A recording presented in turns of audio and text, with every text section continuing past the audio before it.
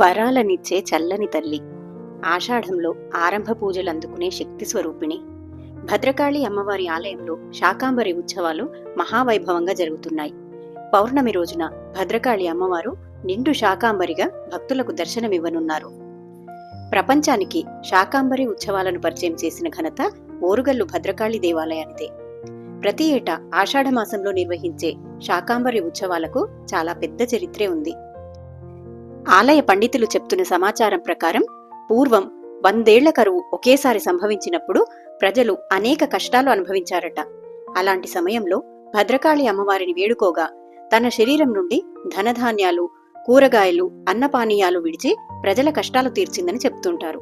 కష్టకాలంలో అమ్మవారు ప్రజల ప్రాణాలు కాపాడారు కాబట్టి అప్పటి నుండి అమ్మవారిని అన్ని రకాల కూరగాయలు, పండ్లు, ఫలాలతో ఆరాధించి శాంతింపజేయాలని నిర్ణయించారు.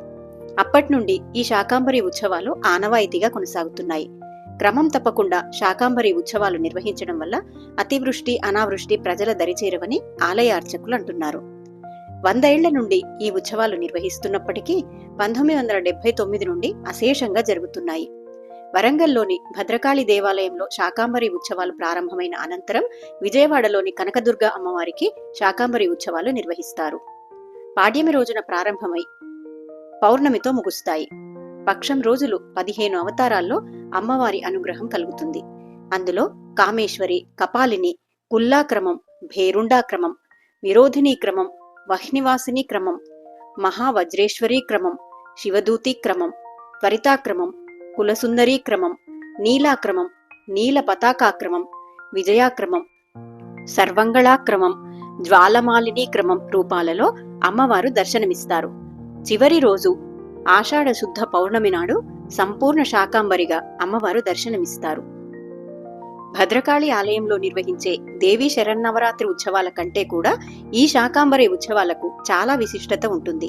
కేవలం సేంద్రియ ఎరువులతో పండించిన కూరగాయలు, ఆకుకూరలను మాత్రమే అమ్మవారికి నైవేద్యంగా సమర్పిస్తారు. ఈ ఉత్సవాలకు చాలా ప్రసిద్ధి ఉండడం వల్ల విఐపీలు, ప్రముఖులు కూడా అమ్మవారిని దర్శించుకుని పరవశించిపోతూ ఉంటారు. ప్రతి ఏటా ఆషాఢమాసంలో అమ్మవారిని సృష్టిలో లభించే అన్ని రకాల కూరగాయలు, పండ్లు, పూలతో అలంకరించి ఆరాధిస్తారు. ఇలా ఆరాధించడం వల్ల సర్వసుఖాలు సిద్ధిస్తాయని, చేపట్టిన అన్ని రంగాలలో విజయాలు కలిగి కోరికలు నెరవేరుతాయని, అమ్మవారి కరుణా కటాక్షాలతో సర్వశుభాలు కలుగుతాయనేది భక్తుల ప్రగాఢ విశ్వాసం. ఈ ఉత్సవాల సమయంలో ఒక్కసారైనా అమ్మవారిని దర్శించుకుని కోరికలు కోరుకుంటే ఖచ్చితంగా ఆ కోరికలు నెరవేరుతాయని భక్తులు ప్రగాఢ విశ్వాసాన్ని వ్యక్తపరుస్తున్నారు.